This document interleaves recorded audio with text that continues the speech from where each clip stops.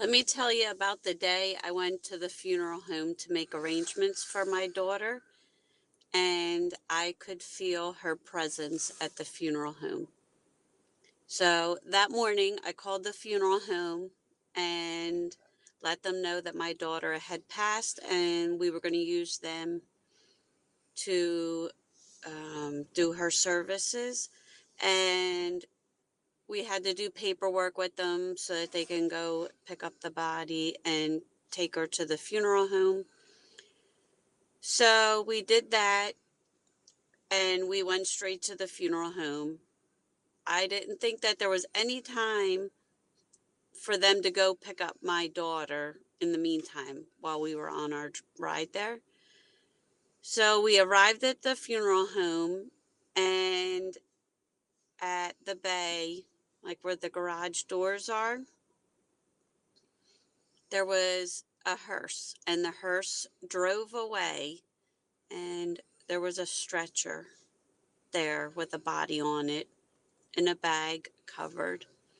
And I was getting out of the truck and I could see them and see the person laying there, and I could just it felt like a lasso had been wrapped around me and was pulling me towards that body.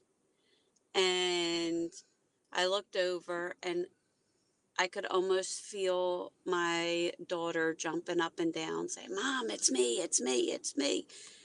And my husband at the time, uh, when we were out of the truck walking, I said, "I know that's her. I know that's her. Like, I just feel like I want to go over and rip the bag open and just hug her." And everything in me wanted to run over there. And I did my best not to. The only thing that stopped me was he said to me, "Dawn, you can't. You're not 100% sure. And if that's somebody else's loved one, that would be so disrespectful." And he was right. I didn't do it.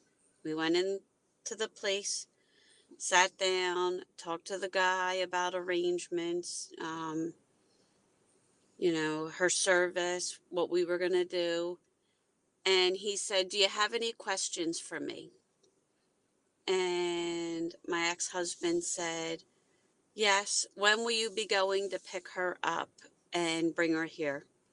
And they said, "Well, she arrived the same time you did. The car was just bringing her in to the back bay when you arrived." And, the whole time we were in that room talking to the guy, once I was in the building, there was like this brick wall, and I could feel myself being pulled at that point towards the brick wall. And I said, he was just telling us, and he said, "Oh yeah, she's in this room now, and they're taking care of her, getting her settled in here." And he pointed right at the brick wall. And it gave me such peace. And I'm sharing this story because I hope it offers somebody else peace, because it really made me believe that they are still there. They're still out there. How could I know it was her? How could I know if she's not out there somewhere? I don't know how it works. I have no idea, but it brings me peace to know that somewhere out there we're sharing the same space together. And although I can't see her, she has ways to let me know she's around.